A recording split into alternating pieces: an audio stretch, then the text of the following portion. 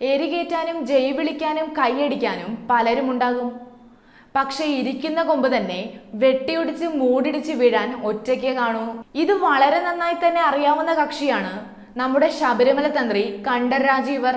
അങ്ങേർക്ക് ആകെ ഒരാളെ വിശ്വാസമുള്ളൂ. അത് BJP സംസ്ഥാന പ്രസിഡന്റ് PS ശ്രീധരൻപിള്ളയാണ്. യുവതികൾ ദർശനം നടത്തിയാൽ എന്ത് ചെയ്യും സാറേ എന്ന സംശയം വക്കീൽ കൂടിയായ ശ്രീധരൻപിള്ളയോട് ആദ്യമേ ചോദിച്ച് തന്ത്രി നിയമോപദേശം തേടിയിരുന്നു. തന്ത്രി BJP RSS പിൻബലത്തിലാണ് ചില സമ്മർദ്ദ തന്ത്രങ്ങളൊക്കെ സർക്കാരിനെതിരെ പയറ്റി നോക്കിയിരുന്നത്. ഇതേ പിൻബലത്തിൽ തന്നെയാണ് ബിന്ദുവും കനകദുർഗയും അയ്യപ്പനെ തൊഴുതു വണങ്ങിയപ്പോൾ ശുദ്ധക്രിയയുടെ പേരിൽ തന്ത്രി നടയടച്ചതും. ഇത് കണ്ട് പ്രതിഷേധക്കാരും സുകുമാരൻ നായരും സിൽബന്ദികളുമൊക്കെ നിരനിന്ന് കൈയടിച്ച് രംഗം കൊഴുപ്പിച്ചെങ്കിലും 1 മണിക്കൂറിനകം തന്ത്രി നട തുറന്ന് തടിയൂരി.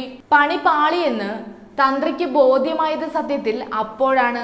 കോടതിയലക്ഷ്യത്തിന്റെ വാൾ തനിക്കുമേൽ പതിക്കുമെന്ന് ഭയന്ന് കഴിയുന്ന തന്ത്രി പിന്നീട് മാധ്യമങ്ങളോട് പോലും പ്രതികരിക്കാൻ തയ്യാറായില്ല.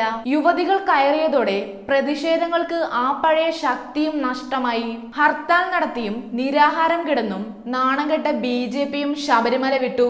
എരുതിയിൽ എണ്ണയൊഴിക്കൽ വിദഗ്ധനായ K സുരേന്ദ്രനെ പത്തനംതിട്ടയിൽ പോലും നീതിന്യായ കോടതി അടുപ്പിച്ചതുമില്ല.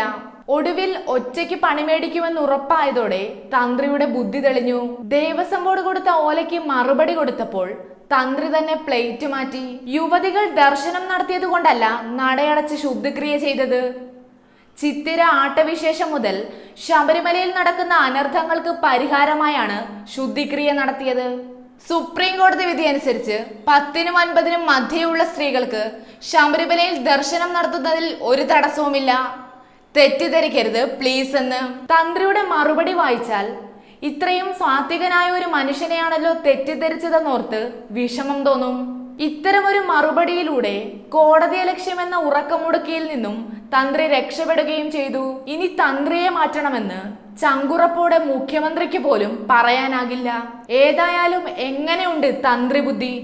മന്ത്രി ബുദ്ധിയേക്കാൾ കേമം. എല്ലാം വയറ്റിപ്പിടിപ്പിനല്ലേ സാറേ എന്ന് വായ്ത്താരി.